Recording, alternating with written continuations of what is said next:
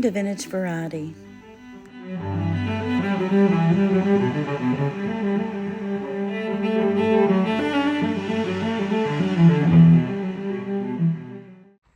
I have an assortment of items that I'm going to work on today. Some of these items are just broken bits and pieces that I can hopefully turn back into a necklace that's wearable. Some of them are pieces that just need to be redone because they're either damaged or in a condition that doesn't make them very comfortable to wear. These are items that I showed in last week's content. My daughter thrifted these for me, and all of these were project pieces. Someone had redone these pieces. You can see that there's wire sticking out on this one, and the clasp is to the side because someone simply just attached a string of pearls to the front of this necklace. I'm going to go through these right quick and show them to you, just in case you didn't see them last week. This one's kind of okay. It just needs a jump ring so that the pendant hangs correctly when it's worn. This one I think is very pretty, but it's made the same way as the other one. Someone has used jewelry wire, made some loops, and then they've attached a gold chain at the sides of it. I feel like that needs to be redone. I don't think it's going to sit very well on the neck. So I purchased these a while back from Dana Stewart over at Killer Queen Antiques. If you guys aren't familiar with her, I will leave a link to her channel in the description box below, and I'll tag her in this video, but I have mentioned her channel many times because she is a fellow YouTuber that I've became friends with, and I really do like buying jewelry from her. So this is a beautiful glass bead Art Deco necklace, and I'm not sure if I will get around to all of these pieces today. This one, I don't have all the beads for it. I do have some black glass beads that I was thinking that I could use in this necklace to make it long enough to put a clasp on it so it's wearable. The only thing that I'm seeing with these beads is they're a lot larger than the beads that are on the necklace. So I'm not sure if that's going to look right. Most of these beads, they're very old, they're hard to find. So I don't think it would be that easy to find perfect matches for, let's say, the blue beads that are on this necklace or the clear ones. Any of these pieces that I repair, I will show you guys a before and after, and I'll tell you how I went about repairing them. So we have a few more pieces here. Those are kind of tangled together. This is just a portion of a necklace. It is a beautiful vintage glass bead necklace, and they have a purple hue to them. If I'm not mistaken, I think there may be another piece to that in the bag. There is. You know what? I'm just going to pull all of this out so you guys can see it. And I have shown these pieces before. I did buy these in a lot from Dana, and they were all craft or repair pieces. So we have these two vintage glass bead necklaces. This one's really short, kind of a choker length. It still has the clasp, but it needs to be redone. And those two, they're so alike in color that if I wanted, I could probably combine the two to make somewhat of a more wearable length of necklace. So that's something I may consider doing. I may come up with a way to repair this portion of a necklace. You can see there's two pieces here. One would have been part of the extender on the necklace. And then I have this really pretty necklace. This is green, and it's made out of glass beads. I would love to turn this back into a necklace, but I'm not really sure how I would approach going about that. So I'm going to have to think about it. I tried to show you guys all the tools that I'm going to use, what I'm going to do to repair the necklace, what my ideas are, and how I'll go about it. And then I usually pause recording and I'll come back and I'll show you the finished product. I feel like people seem to like those videos a lot better, and they don't run on quite as long. They're not repetitive. So a few more pieces that I did want to mention is I have this necklace that came from my mother, and I think this one just needs the chain fixed. It is a set. This is more modern jewelry. I did have an idea of adding these two pieces to the necklace chain.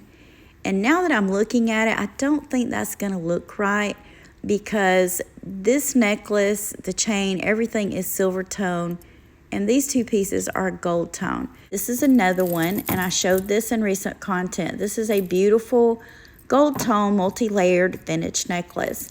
Nothing wrong with this one except it needs the missing hook that goes to the back, so that will be a very simple repair. I've laid out an assortment of findings and materials. I may or may not be using all of these, but I did want to show them to you just to give you guys some ideas. First of all, I have some silver beading wire here. This is a very thin, flexible wire. It's sturdy, and I do like to use this when I'm restringing necklaces. I have an assortment of beads. These are made out of shell. And I'm thinking I may combine these with something else and make a pair of earrings to go with one of the necklaces. I also have these clear glass beads, the black beads that I showed you guys earlier. Then I have some tiger's eye beads with a few more beads mixed into this small container. I have some crimp tubes, silver and gold tone. These are used for securing the wire at the end of a necklace. I also have an assortment of all types of findings. I have head pins, jump rings, necklace closures. This is an earring kit, but I do use pieces out of this because I have an assortment of jump rings in this kit also. I have some silk stringing material. This is used for pearls, but you'll also find it used in a lot of the very old necklaces. So anytime I'm redoing a necklace that's very old, such as a check glass necklace, I like to use this type of stringing material. I have a rather large assortment of jewelry tools, but I don't think I'm going to need all of them for today's projects. What I'm going to be using are 3 simple tools. I have some flat nose pliers, some round nose pliers, which are great for making loops and closing things up, and then I have a pair of sturdy wire cutters. Now that we've covered all of the tools and items I'm going to be using for today's repairs, I'm going to stop recording and get to work. I will be back. I'll show you guys a before and the end result of each piece, and I'll explain how I went about repairing them. My original plan for this necklace was to remove the pendant and add a jump ring. I felt that by doing that it would lay a lot better on the neck. But this necklace is obviously a homemade put together piece of different parts. And the pendant is kind of strange and wonky on the back, so adding a jump ring would have made this a lot worse, so I decided to leave it as is. This necklace also came with a pair of homemade wire-wrapped earrings, and there's nothing wrong with these earrings, but as I was going through my jewelry supplies, I ran across some beads that I felt like would go a lot better with this necklace. So I made a new pair of earrings out of tiger's eye beads and shell, and I think that these go wonderfully with this pendant. Here is a quick look at this necklace and its new pair of matching earrings on the jewelry stand. I'm very pleased with the way that the earrings turned out. I feel like they're a much better match. I'm not too crazy still about the way the pendant lays along the necklace chain, but I do like the style of it and the overall design. The necklace that I had mentioned that belonged to my mother was a very simple fix. She gave me this along with some jewelry supplies that she had, and it just so happened that some wire was tangled up into the chain. So all I had to do was remove the wire and get the knots out of the chain, and this one is once again perfectly wearable. This is the necklace that was missing the hook closure, and that's a really simple repair if you can find the part for it. I was lucky enough to have scored a pretty good sized lot of these necklace hooks from a fellow YouTuber, Jean, over at Found Treasures by Jean. But I always tell people anytime you buy jewelry bags or jewelry jars, they'll have broken bits and pieces in them. Save those pieces because you never know when they're going to come in handy. In the case of this necklace, it is a gold tone and the hook is silver tone, but to me that's not really a big deal because this is worn at the back of the neck and I don't think it's going to be all of that noticeable. A quick look at this one on the necklace stand. I love the design of this. This is a vintage necklace, but it would still be relevant and stylish if it were worn today. You guys will recall that this was only a couple of small pieces of a necklace. I wanted to make this whole again, so what I decided to do was to take these clear glass beads that I already had on hand and take everything and lay it out into a pattern, incorporating these with the original pieces of necklace that I had. I feel like this turned out really well. You can see how I did this here. I did separate the purple toned beads out a little more. This necklace originally had some clear glass beads in it, so I reincorporated those. Then at the back of this necklace, I finished off with some clear beads. And if you will recall, I had a smaller portion that would have been an extender on the original necklace. So I took that apart and I put it at the back on both sides. You can see how I did that here. And I added a spring ring closure. I feel like this turned out beautifully, and it is once again wearable. Here is a look at this restored necklace on the necklace stand. I have to tell you that the camera does not do this necklace its proper justice. When this necklace is in natural lighting, the beautiful purple beads on this are absolutely stunning. But you guys let me know what you think. I feel like this turned out lovely. These are very old beads, and I was glad that I had something here on hand that I could reincorporate into the pieces and make it wearable once again. Both of these necklaces were necklaces that my daughter thrifted for me, and these were someone's craft project. They were put together pieces. The shell necklace, the front portion of it, I am pretty sure is vintage, but someone had wired on a second necklace to the back of it to make it whole. It was the same case with the howlite necklace. The front of it was probably part of one necklace, and then someone had wired a chain onto the back of it to turn it into a whole piece. I did like the overall design of both of these necklaces, but with the howlite necklace, I decided to completely redo it. I did have some howlite beads here on hand in my crafting supplies, and I also had these really pretty gold tone spacers. So I decided to rebuild the necklace using the other supplies that I had here. I removed the round beads that were at the front of the necklace, but I did reincorporate those at the back, and you can see where I did that here. I also made this necklace shorter because I felt like it would look better than the long length that it originally was, and I added a lobster claw clasp to the back of it. Here is a look at this necklace on the necklace stand. I have to say I am very happy with the way this turned out. It no longer has those bulky wires at the front that could poke you or snag your clothing, and it has a more put together look. But you guys let me know what you think in the comments. Does it look better now that I've redone it, or did you like the way it looked before? For the shell necklace, I really did like the look of it. I like the way that it had been designed and put together. So what I decided to do was to take the entire thing apart and restring it. The pearl necklace that had been attached with jewelry wire, I took that necklace apart and took all of the loose pearls and restrung everything in the exact same pattern. This way, the necklace has a more put together look. It doesn't have wires sticking out of the sides of it, and it also has a closure at the back of the neck where it should be. And here's a quick look at this one on the necklace stand, along with the earrings that my daughter purchased with it. Just a few more pieces to show you guys. This was another portion of a necklace. I had a long piece and a short piece. Not really enough to reconstruct a full necklace, but I did have the idea of combining these beads with this brooch that I've had in my personal collection for quite some time. This isn't really one of those brooches that you could wear as a brooch or a pendant. It doesn't have the fixture on the back of it. The great thing about this brooch is it is filigree around the edges, which means that I can simply attach jump rings, and that's exactly what I did here.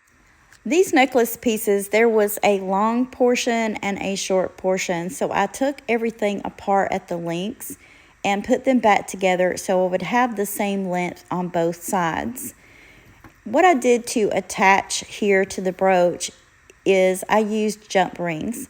Because this brooch is filigree around the edges, filigree, as we all know, has little holes in it. So I was able to put jump rings through that without doing any damage to the brooch. After I got all this put back together, I realized I still didn't have enough length. This necklace was just way too small, and I don't really like to wear a tight choker length most of the time. So at the back, I used some more jump rings and just kind of made a little bit of a homemade extender that was attached to the beads. And then, of course, I added a closure. I feel like this turned out great, and I'm going to certainly keep this in my collection and wear it. I hardly ever wore the brooch, but now that it is a necklace, I'll probably wear it more often. The great thing about this is if I ever decide that I don't want to wear the brooch as a necklace pendant, all I have to do is just take the jump rings off, and it's once again a regular brooch. Here is a quick look at this one on the necklace stand. I have taken brooches like this before and turned them into pendants just using jump rings. So that is a great idea for you guys if it's something you would like to try. The last repair project that I am going to show you guys today is this one. These are beautiful antique check glass beads, and most of you know that with beads like this, especially the blue ones and some of the ones in this necklace that are kind of unusual shapes, they're not very easy to replace. So a lot of times when you're reconstructing something like this, you kind of have to do the best that you can do. I had some black glass beads here on hand already in my crafting supplies that matched up really well with this necklace. They are not the same size as the round beads that were in this necklace, but I felt like by swapping them out that it would kind of, because they're bigger, give me more length on the necklace. And that did help, but I still did not have enough beads.